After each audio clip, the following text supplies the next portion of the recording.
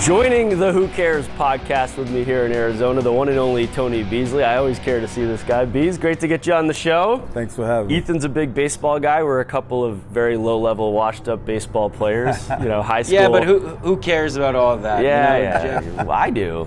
I'm proud of that D3 resume. Come on, man. Tony. Don't let him fool you. He is a big time pitcher out there. He was a pitcher of the year for his college at Emerson. Now you're lying. Yeah, Division III Emerson College. We've harped way too much about this on the pod. We need to move past this. Success. I don't think we need to move on. It's one of those things that's going to keep on rolling for me. So listen, this guy actually made it up to AAA. We'll talk more about that. And obviously, he's in the big leagues as a coach. So something we can't relate to. But that's not his only talent. And I know, Ethan, you have a specific hobby of Tony's that you wanted to bring up right off the bat. I know, Tony, I don't want to call you out right now, but I know that you're a lumberjack. You work as a lumberjack. For me, I went to SFA. Lumberjacks axe them all the way. So I don't know. I think we might have to have one of those lumberjack contests back and forth like they do, running around, chopping up wood. That'd be nice. All that kind of stuff. That would be nice. I'm all for that. That'd be great for the podcast. Maybe we'll have a little competition, you and I. I like that. We should. Yeah. Come out here. We'll chop wood. You'll probably, I'll hold my own, but I think you got me beat. We'll see. That's why we play the game, though, to see who wins competition. What I told him is he doesn't have a beard for lumberjacking. Although you don't have the beard either. Neither do I.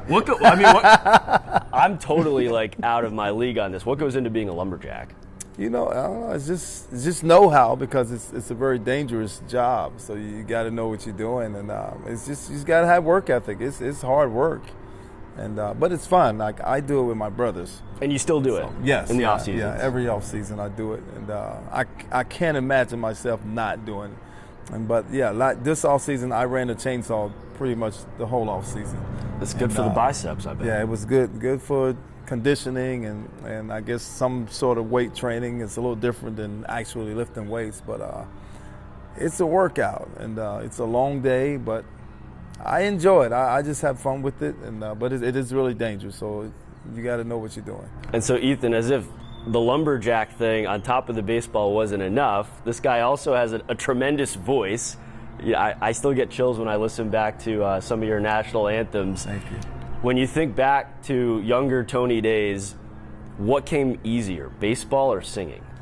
Oh, baseball came easier. I didn't know about the singing deal probably until my early teens, and I was in this. I sung with the mass choir, and there was this lady. She was an older lady. She actually used to do the theme music for Paramount Pictures back in the day when they used to do all that, and so she was like a pianist for us, but she taught music as well. And I was just a voice in the choir, and then she picked me out to lead a song once, and man, I was scared to death. I was really young, standing in front of people singing, but she encouraged me and pushed me, and I don't know, I've just been singing ever since. So I love singing. I do love singing. But baseball was a much easier thing for me. Well, he's a damn good singer, Ethan. I know you've heard it. Tony, I loved hearing you sing at all the national anthems back in opening day in 2017. I was there for that, but I gotta ask you, what's your go-to karaoke song? Because we all have one. No matter if it takes a couple of drinks, you're at the bar. What's your go-to karaoke song there with that voice? It's gonna be John Legend, "All of Me." Oh wow! Can you hit those notes? Yeah, I actually sang that last year at one of my friends' wedding. Yeah. Wow. Wow, Tony, so wait, you're not going to belt it out for us, are you? I thought that's what you said you were going to do, right? It's not that. It's really not. It's not really that difficult. It's like, all of me loves all of you. Love your curves and all your edges, all your perfect imperfections. Give your all to me. I give my all to you. Wow. Get out of here, man. That's awesome. The chair is turning on the voice. Oh, here my God. Wow, man. It's nice to be certain. I want to meet John Legend. Like, he's one of, he's like my favorite artist. We got to get him to Globe Life. I'm hoping. I think they've been working on that for a couple of years, so hopefully we can Tony, that was awesome. That was, you know what? Unfortunately, we've also sang on the show before, unfortunately. But that was the best singing that we'll ever have Thank on you. the That show. blows for sure. us out of the water by like Thank a you. million times.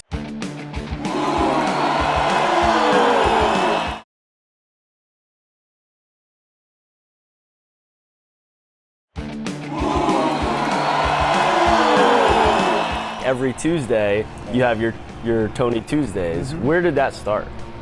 Well, you know, in my, I guess, Instagram page, or my social media page, I never had social media, and I had no interest in being on social media, especially being a third base coach, because I felt like I'd be constantly getting negative comments about shouldn't have sent this guy, you should have sent that guy, why'd you do this? So I said, it's not good for me to be on social media. But my cousin in D.C., Danilo, he was like, dude, I got to get you on the social media platform. He said, just let me manage your page. And I was not for it in the beginning, and he kept after me, and I said, okay, we can start a page. And so he was kind of just doing things. I was not involved at all. It was just him posting things and putting up pictures and things. Were you feeding the messages though? I was doing nothing. Really? Okay. And he was, I had access to it, and I kept looking at it, and I was like, I said, so I guess if it's actually going to be my page, there has to be something that's representative of me, because people who know who I am and what I stand for.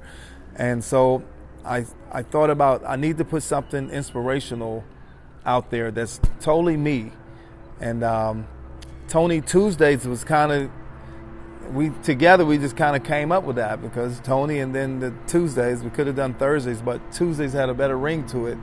And so I said, I will come up with an inspirational message each week, and I send it to him on Mondays or Monday nights, and then Tuesday he'll post it. And that's kind of how it started, and Tony Tuesdays has been a pretty good thing. I mean, as I travel around during the season, I mean, people from almost every stadium yells out something about Tony Tuesdays. Really? And I'll have people that come up to me and say, hey, you have no idea, like, your Tony Tuesdays really helped me through a tough time, or they inspired me to get over a situation, or whatever it may be. And so I've really seen the impact that it's had on people, and so it's been a blessing. And it's hard, I find this with social media, it's hard to be consistent. And I'll tell you, every time it pops up in my feed, of course we're just like going a million miles an hour, and then it's like, boom, take a beat here, pause, Tony Tuesdays, it's a good reset for so many of us. Thank you. Yeah, Tony Tuesdays, I've known about him forever. I mean, a huge Rangers fan growing up here in the Dallas area, but my friends love Tony Tuesdays. I got buddies that still text me the tweets from either, straight from your account, Tony, or from Rangers Nation, which has become a huge account here on social media here in North Texas area. Tony Tuesdays are awesome. I mean, it doesn't surprise me that everywhere you go, people are asking for Tony Tuesdays. Yeah, and I plan for them to be 100% authentic. As far as, I have no idea like what next Tuesday is going to be, but at some point from now until Monday night, I'll have an encounter with someone, or there'll be a conversation, or something will happen where it will spark Tony Tuesday for the next week. Like, I had a friend that, he was going through a rough time, and he really didn't think he had any value, and like, he was in a dark place, and he was like, man, I'm just a piece of trash, I'm no one. And just having that conversation with him just inspired me that week to try to encourage people that are, feel like they've been beaten down, and life has like gotten the best of them, and they feel like they have no value and no worth. Like it gives me an inspirational message to give to someone that's really dealing with something in that light. And sometimes it's dealing with cancer or whatever it may be, but I always want them to be inspirational and biblically based. And cancer is something that we know is a big part of your story and what you've overcome and what you've inspired with, and we'll talk more about that when Who Cares comes back.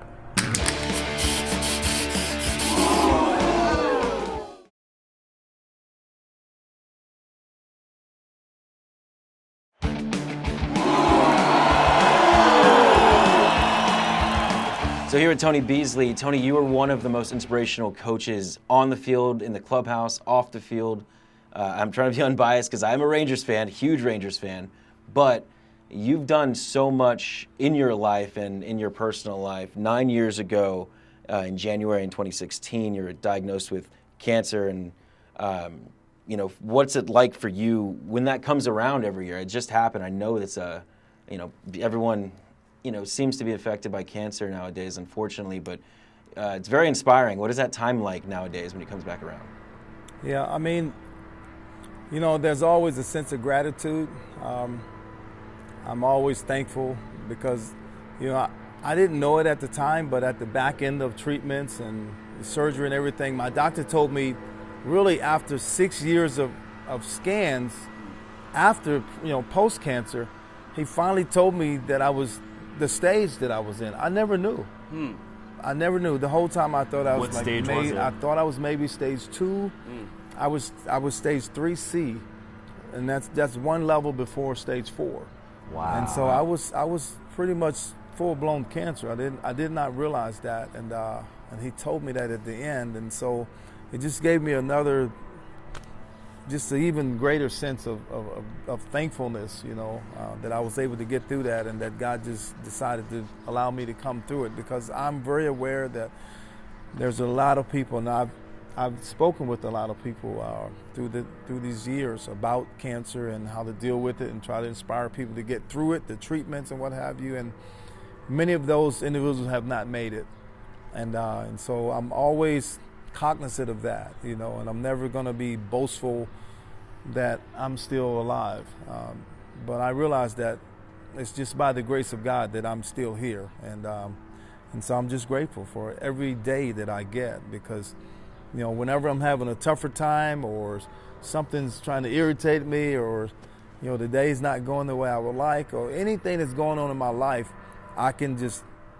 reflect back on that time in my life where I really dealt with a tough situation with dealing with cancer, and it just gets me back to even right away. And so I'm just grateful every day that I get. But obviously, every year is a reminder of what happened in 2016 in the year of January, of the month of January. And so, I'll never forget it.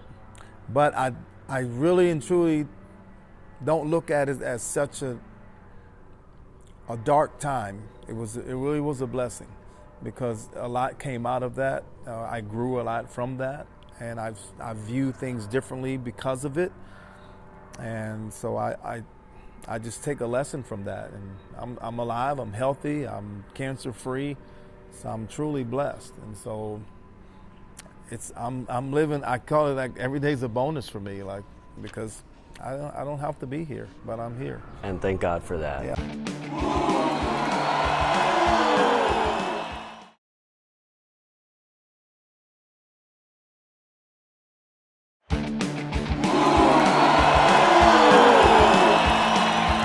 All right, so we're here with Tony Beasley on Who Cares. Bees, you're a coach now in the big leagues, but you had a playing career before that. You were drafted 11 seasons in the minors. That's a long time. And you made it up to AAA. But you never did quite get that moment of getting the call to the show. And I'm curious, as someone who would know about what any of that's like, was there a moment in those 11 years where you thought it was about to happen? Yeah, that was a situation, I want to say it was 95 or 6, I think it was. Well, the organization told me, if someone got hurt, I would probably be the first one called up. And I was playing well at the time, and we had a player from Mexico. There was something came up with his family or something, and he just left. He had to go home for an extended period of time. And so I was like, maybe this is my opportunity. They said I'll be the first one. And then they called up someone from AA. Well, he was the first round pick, and it's like, oh well. And so I felt like that was my one chance, It was different back then. The call-ups, it was tougher to get a shot at the major league level. There was no turnover, not so much turnover back then as it is now. Your big league players, they stay with your team most of their careers. And so it was just a tougher avenue to make the big leagues back then. How many more seasons did you play in the minors after that? I played up until 98. Was there ever a point where you figured, I'm playing because I love playing, my shot at the bigs is over? Or did you have hope till the end? I felt like at the end it was either go into coaching or get to the next chapter of your life. I was married, I had a kid at the time, so I didn't want to bounce around. I didn't want to become a free agent because we had a 6-year free agency. I didn't want to do that. And so I had an opportunity to coach, and I took it. I didn't know if I would love it or not. I had no idea if I really wanted to coach, but I was a hitting coach first. I loved it. Then I got an opportunity to manage in 2001, and I absolutely loved that. And so that was kind of my niche from that point on. Listen, Tony, I feel like you're underplaying it though, because I like to do my research a little bit. I was not rolling around Williamsport, trying to old enough to roll around Williamsport, see you coaching out there. Mm-hmm. But the Crosscutters at Williamsport, first place finish in 2001, and then 2 years later, Hickory Crawdads. Hickory Crawdads, that's got to be up there with one of the best names for minor league teams. I love that. Back-to-back manager of the year in that league. So don't just sit here and act like, oh, maybe I'll try. You were good. You were fantastic at this.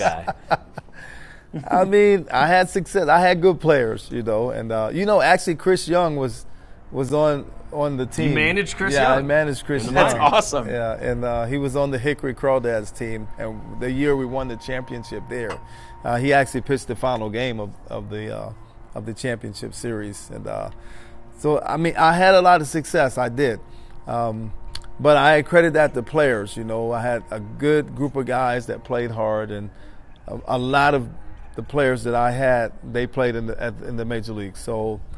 I had good players, but I didn't mess them up, so I guess I could get credit for that. I mean, I guess if you have a team that's supposed to win and you win, you've done your job. You did your job, yeah. and obviously you're here for a reason now, and Well, coaching was obviously my niche, and that's what really got me the opportunity to become a major leaguer, and I'm thankful for that. I mean, you never know what your avenue is going to be, and mine was coaching. And I feel like had I made it as a player, I probably would not still be in the game. Really? Why? I just think it's sometimes when you play, you have a playing career, and when you're done with that, you just kind of move on with your life. Because kind of financially, you kind of get to a point where you're stable, and okay. But coaching, I was still working to eat, so I had to keep going. But I think, I've been, all my longevity is because I've been a coach, and I've been able to probably impact more people and more players' lives by coaching than I ever could have as a player. Well, and I wonder, too, if not making it to the show as a player left something there that you wanted to go get as a coach. And so in 2022, I know it was an interim situation, yes, but you get that opportunity. Did that check something off for you internally, legacy-wise? Yes, I have managed at the highest level. It did, because I'm never one that lobby for jobs or try to throw myself out there. But when I had the opportunity to manage those last 48 games of the season, that did it gave me a sense of, okay, I've done that. I know I can do it, and so if I don't ever get a chance to do it again, then it's something that I've accomplished. So it was another feather in my cap, so to speak, and I was grateful for that. And so, Ethan, we don't want this guy to leave the Rangers by any means, but we know you're the hype guy, and so you've already kind of built the resume up, and I know, we're curious about what? Well, Tony, I don't want you to go anywhere. I love you as a third base coach. I've seen you there for, all the big moments as a Rangers fan. Yeah. But I mean, Is there any interest in going out and looking for that sort of job, that managerial role in a team? You've got a taste of it in the majors. You've had success with it in the minors. What's in your head? Why stay here in Texas? I don't want to say that out loud, but like, what do you love about it so much here? Yeah, I honestly, I can honestly say that I don't even think about it. I really don't. If the situation presented itself and I was the right guy for the right team, then I'm all for it. I'd be all for it. I mean, I would love to have an opportunity to lead a group of men and lead them to a championship, and that would be my mindset. So, yes, I would love that opportunity if it presented itself. But it's not something that I would ever lose sleep over or something that I feel like I have to thrust myself into. I've had a really, really blessed career, and I'm just thankful and grateful for where I'm at right now. And my focus is always just to be the best that you could be at what you're doing presently. Kind of like be where your feet are type of deal. And, whatever comes from that, comes from that. Let's wrap on this. It's my first time, believe it or not, making it out here to spring training. Obviously, this is old hat for you, Tone. Yes. Is there a hidden secret about the best part of spring training? At the end. There it is. Isn't that a way to end? It's long. I mean, we were talking before we started this. These are longer days than during the season. Yeah, spring training is long. I mean, we get here early, we stay late. The days just get long. And obviously we're getting ourselves ready for the regular season, for a championship season. But usually the last week of it is everyone's pretty much ready to get out of here. Ready for opening day. Yeah, and I'm glad we have the exhibition games back in Texas because we want to just get out of Arizona, at the end of it, and then just get to a different environment and just get refreshed and get going. So those 2 games in Texas that we play, they're totally different. They're not like spring training games, and so that kind of gets us. It's a good bridge into the season. And my real issue, Ethan, is that this guy and the Rangers have to hand my Bo Sox losses right off the bat, man. Right off the bat, man. Sorry about it. That's all we need. That's what. Sorry about it. We got to handle our business. That's right, Tony. This is so great, man. We care about you. It's so great to get you on Who Cares. Thanks so much. Thanks for having me. Thanks, Tony.